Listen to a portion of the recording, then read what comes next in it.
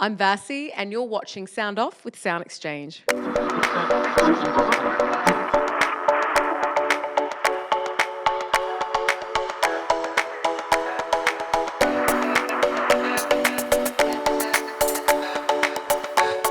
When I did my collaboration with David Guetta and Showtek, we had a song called Bad, and when it did really well, but when I found out it went 7 times double platinum, I was pretty excited. I didn't realize it was going to do that well and connect with people not only in America but all over the world.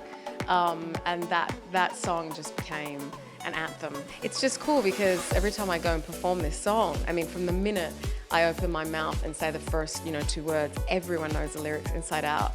No matter where I am, in Spain, Brazil, America, anywhere in the States, anywhere around the world, people love that song. So it was a real blessing.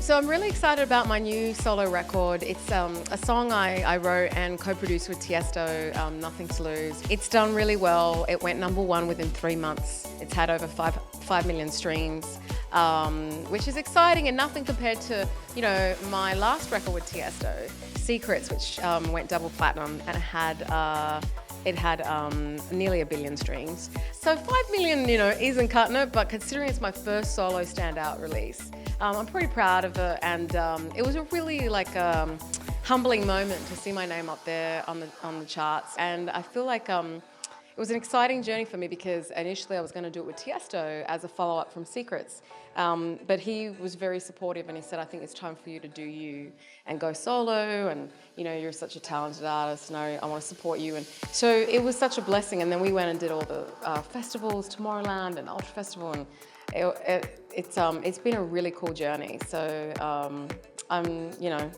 hey, I figured I had nothing to lose by putting it out. I'd say the woman that inspired me I always knew I wanted to do music from a young age, like when I was a kid.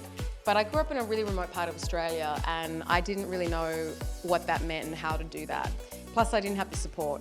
And I was kicked out of school choir and told I couldn't sing. So it was a combination of a lot of things that kept directing me away from music. So after I finished my degree, I still had this thing. I always say you don't choose music, it chooses you when you're an artist. And it just wouldn't go away. So I was like, oh man, so I had finally gotten my father's blessings to do it. But the woman that really inspired me to get into music, believe it or not, was Billie Holiday. I first heard her when I was about 16 or so, and it was autumn in New York.